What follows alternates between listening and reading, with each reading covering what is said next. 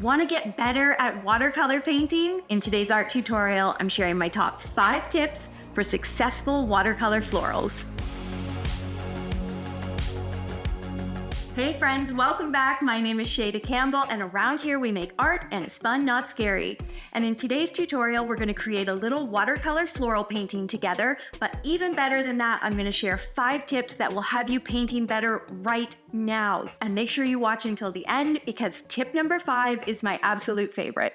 Tip number 1 is work wet into wet. Now that's pretty much just what it sounds like. It means putting wet media on other wet media. So you could release some water onto the paper and then put some wet pigment onto the wet paper, or you can put wet paint all over and then add more wet pigment. This allows you to create an area where the colors are blurred and they're blending in a really beautiful, natural way. In short, you're letting the paint do some of the work for you, and that's when we create that beautiful, soft watercolor magic. Here I'm putting down a bit of a green wash, and then I'm releasing some darker greens into the already wet area to create a nice soft background for my painting. Tip number 2 is lifting. Lifting means, again, just what it sounds like, actually lifting some of that paint right off the paper.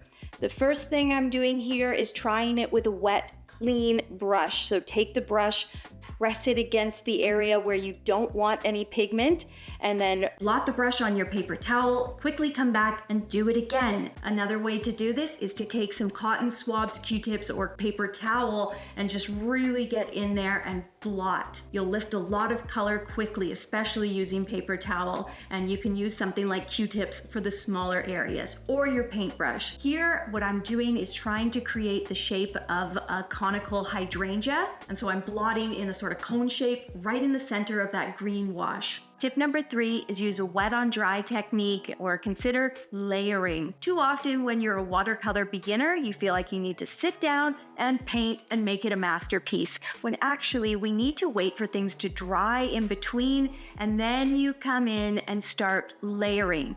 Wet on dry is just what it sounds like. You're adding wet paint on top of dry paint or dry paper.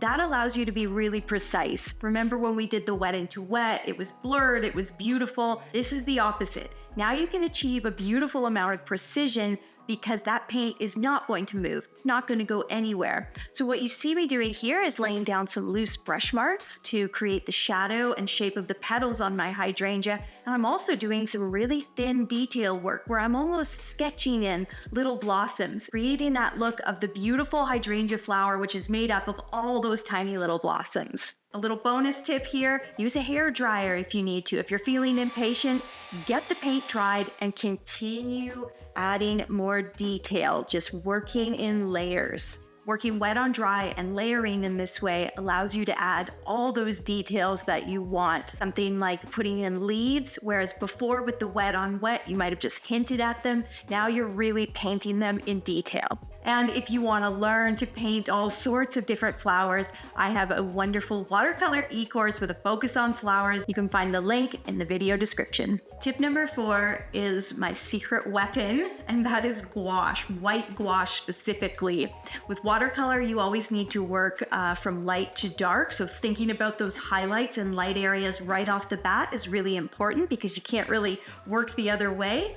But sometimes you kind of can. White gouache is a little bit of a watercolor cheat. It's a water-based medium just like watercolor, but it's much more opaque. It has a wonderful opacity that is really fun to paint with. So you can actually add little highlights back in. Anything that you kind of didn't achieve because the lifting just didn't give you your white paper back, this is when you need that white gouache. Tip number 5, my favorite, is masking. Masking just means protecting an area of the page, masking it out so that it can be kept white, or you could even mask over an already painted area. In this case, I masked out a nice clean white border. It is my favorite thing to do for sophisticated art projects that look so professional every time. And so I just used a little washi tape before I began. I put down a little rectangle in the middle of my sketchbook page here, and now I remove it. The washi tape has masked out the clean white border, and it looks so nice. To complete this piece, and you might want to do this before you remove the masking tape, I was just taking that gouache and just doing little flicks of the brush stroke out on the edges of the hydrangea flower and at the top. And then I also took just a hint of watery green and added a few little messy leaf shapes in behind here in the background. My bonus tip is to always sign and date your work. It's a nice way to give the piece a little bit of polish and tell yourself that it is completed and that you achieved something really cool today. Thanks guys for watching. I appreciate you being here. If you love this content, make sure to hit that subscribe button. I am putting out 2-3 videos a week, plus tons of shorts with little art tidbits in them that will help you get better at painting quickly. If you want more help with your watercolors or illustrations, I do have 3 different e-courses, all available on my website, shaydacampbell.com, if you want to do some online learning with me this spring and summer. And if you feel like having a reference image of this painting would be helpful to your process, I've posted one on my Patreon. You can head over there to grab it, patreon.com/ShaydaCampbell.